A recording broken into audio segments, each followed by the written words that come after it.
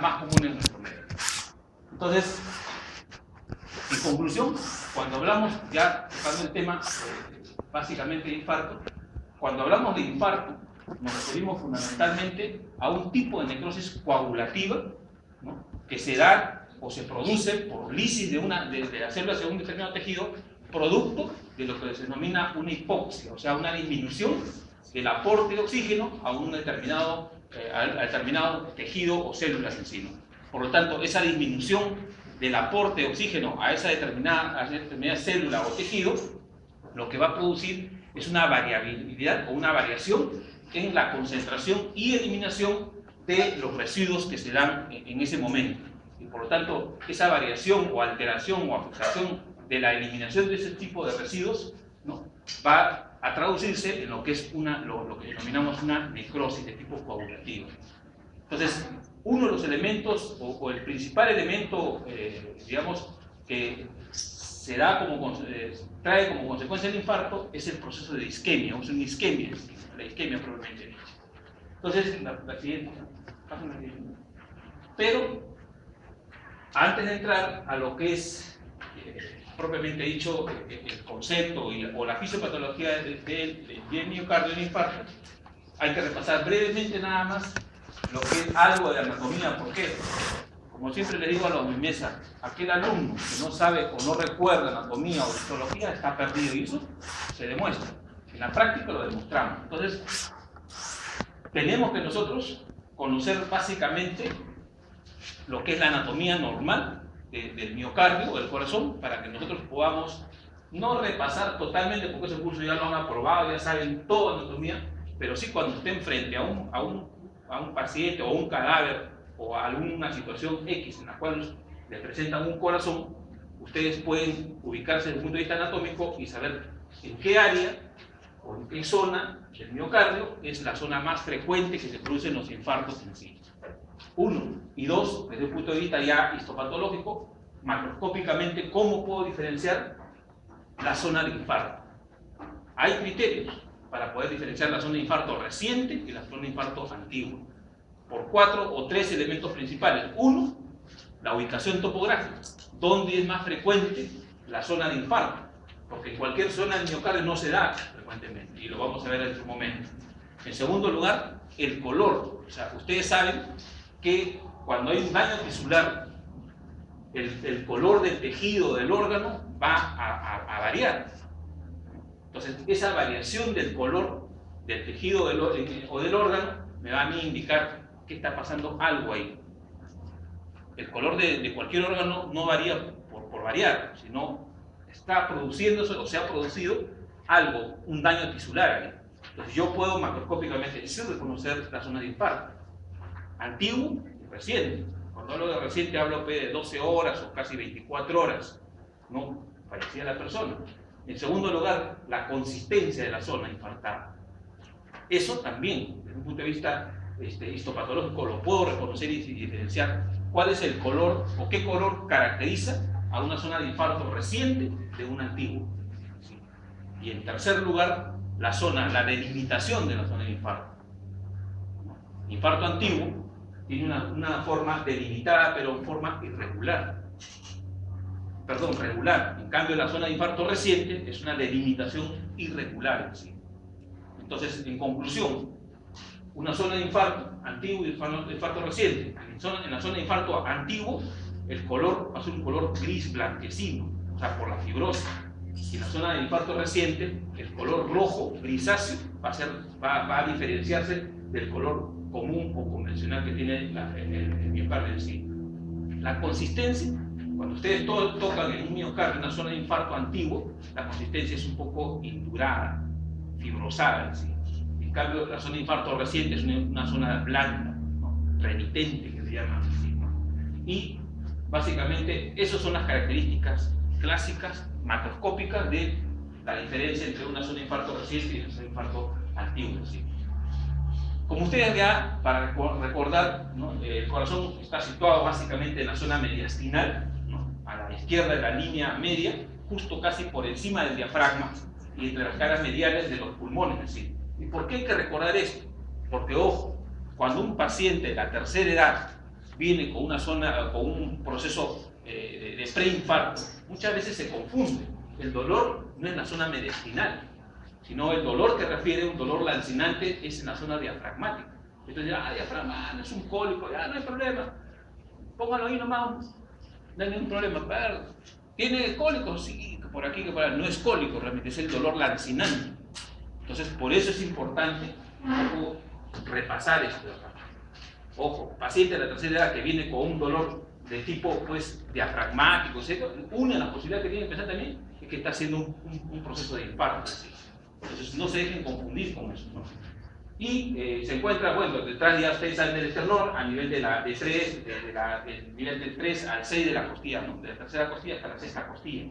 El choque de punta es en el quinto espacio intercostal en sí. Entonces, eso es importante recordarlo en sí, ¿no? La siguiente. Está compuesto básicamente, como ustedes saben, está compuesto por 3 capas. ¿Y por qué también hay que recordar esto? Porque dentro de estas capas, ¿no?, la predominancia de la zona infartada va a tener cierta, digamos, direccionalidad a una de las mismas. ¿Sí? Ustedes hay que recordar que el endocardio es la capa más interna del miocardio, del corazón propiamente dicho, y es acá, en la zona del miocardio, que es una masa muscular que es contráctil. El músculo cardíaco propiamente dicho es aquí en esta zona del miocardio, donde generalmente casi el 90% de las zonas infartadas las encontramos acá, en el miocardio. Lógicamente sí puede tener cierta repercusión en el pericardio, pero fundamentalmente el infarto se da en esta zona, en esta segunda capa que es el miocardio. ¿Sí? ¿Así?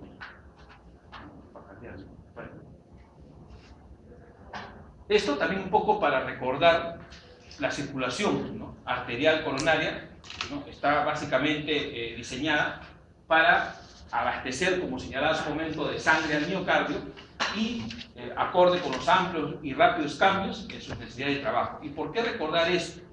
¿Por qué recordar la circulación?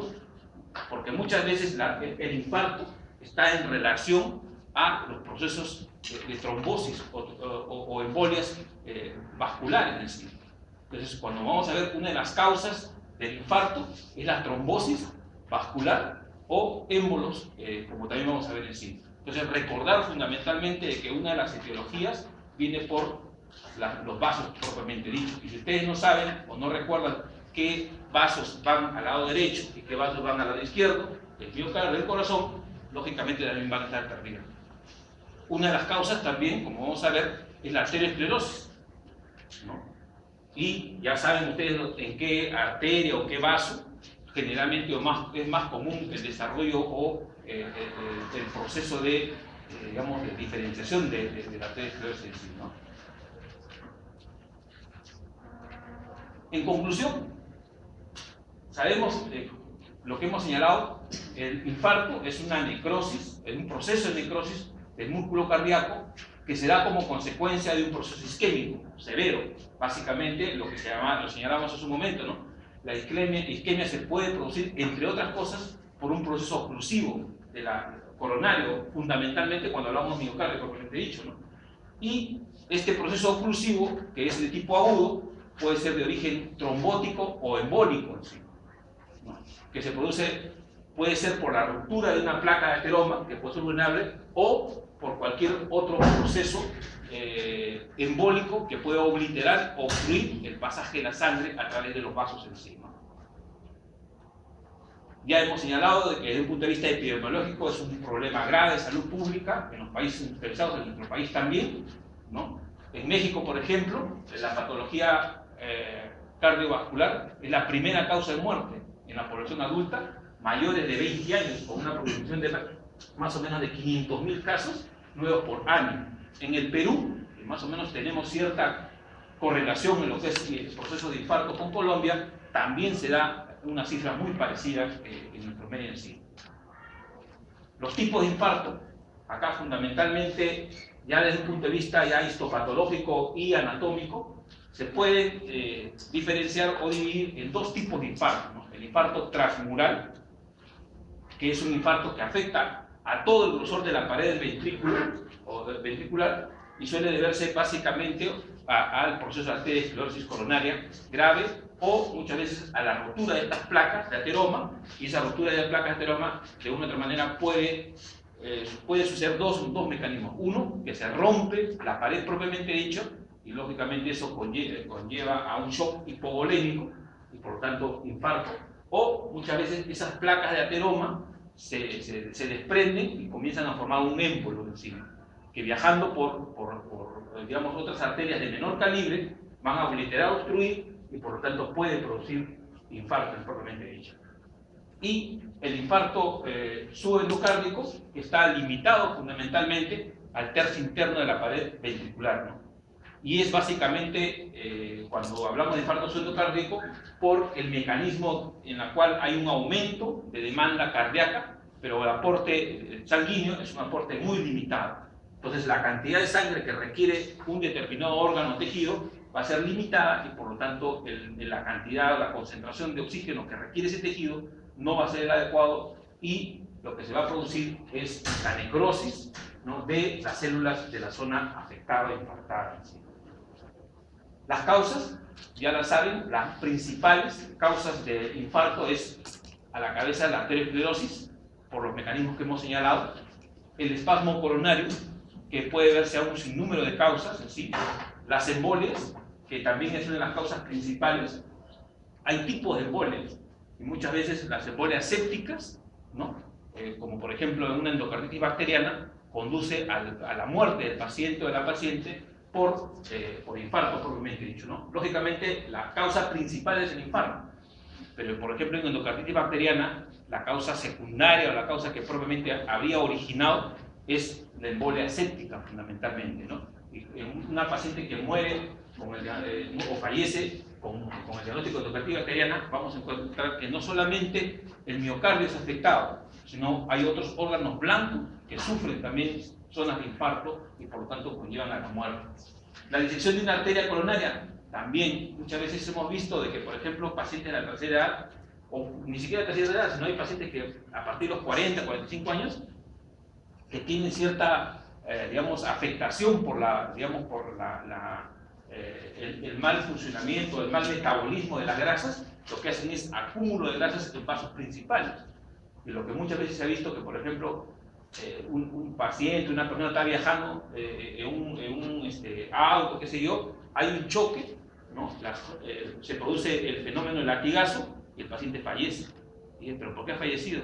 Porque había una ruptura interna de una arteria, de la arteria coronaria o de la aorta abdominal muchas veces. La zona de ateromatosis es por un golpe fuerte puede romperse y por ahí salir sangre, por un shock hipovolémico y llegar al infarto. ¿Sí? Entonces, hay una serie de causas, pero las principales o las más frecuentes son estas. ¿Cuál es la fisiopatología? Bueno, esto es lo que hemos más o menos ya señalado básicamente, ¿no? Hay una ruptura, erosión de la capa fibrosa de un vaso, en este caso la arteria, y esto lo que va a producirse, se trae como consecuencia que hay una agregación de lípidos y células inflamatorias radicales libres, propiamente dicho. Vale decir, en el miocardio, propiamente dicho, nosotros sabemos de que hay fibras musculares, las fibras musculares que de una u otra manera pues tienen cierta continuidad, ¿no?, basado en un estroma. ¿Por qué razón? Hay un proceso hipóxico, qué sé yo. Lo primero que se va a hacer esto, las fibras musculares cardíacas van a sufrir una obliteración. O sea, se van a poner de esta forma. Por un mecanismo de hipoxia, etcétera, etcétera. Va a haber una obliteración y después, seguido, va a haber una ruptura de las fibras musculares. Va a haber una ruptura. Entonces va a quedar un espacio en blanco. ¿Sí? Lo primero que va a hacer el organismo, ¿no?, frente a esto, va a responder desde un punto de vista de tratar de contrarrestar esta ruptura de las fibras musculares cardíacas. Y lo primero que va a mandar a las células inflamatorias, los polimorfos nucleares, van a tratar de una u otra manera, pues, defender la zona para que esto no pueda volver a expandirse en sí. Y lo otro, concomitantemente, va a haber una ruptura de vasos, ¿no? Ustedes saben que el tejido muscular cardíaco es bien vascularizado. Va a haber una ruptura de los vasos y lo que va a hacer, va a haber una salida de los hematíes en sí. Entonces, la salida, el acúmulo, la ruptura de los vasos y la acumulación de hematíes, lo que va a originar, se va a producir áreas de microhemorragia en sí. Entonces, todo ese proceso, ¿no?, de agregación celular o plaquetaria o radicales libres se va a traducir en este tipo de características microscópicas de la zona infartada.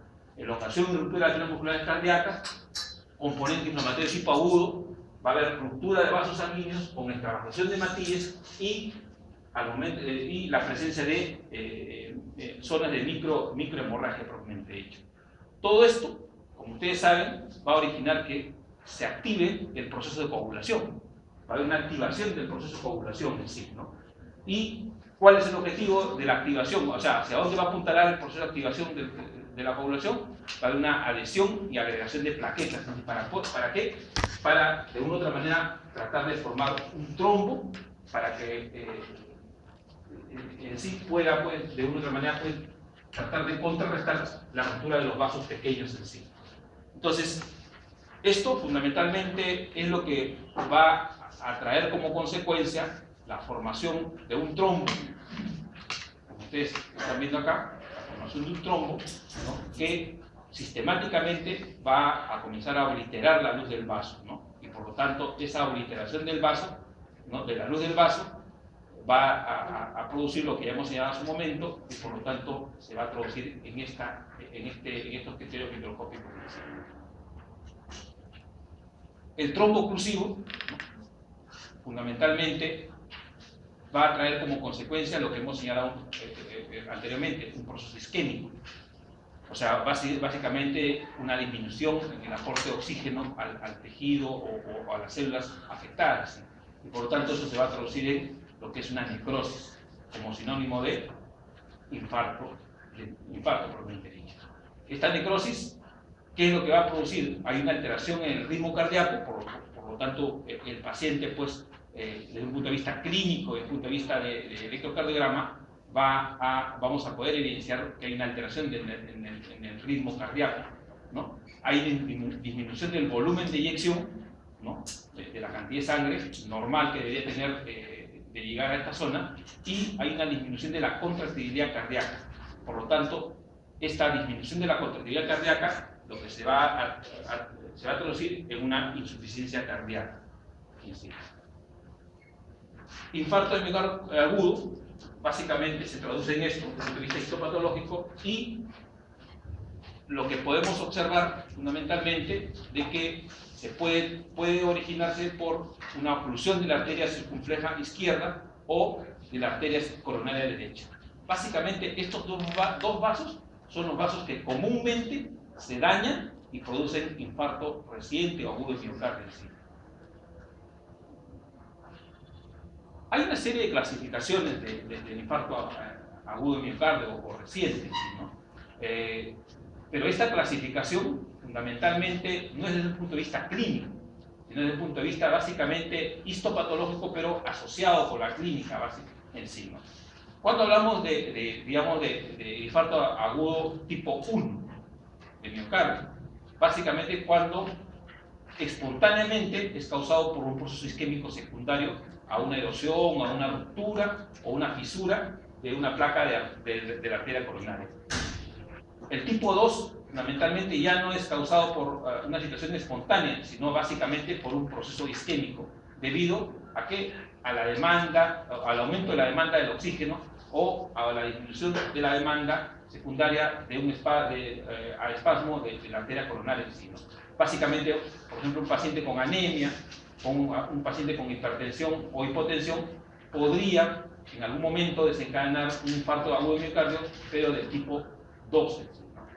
El tipo 3 ya sí es un poco más severo, está relacionado fundamentalmente por la muerte cardíaca súbita en sí, ¿no?, con síntomas sugestivos de isquemia miocárdica, pero fundamentalmente asociada con a un supradesnivel del ST, ¿no? Básicamente, cuando hablo de supradesnivel del ST, está hablando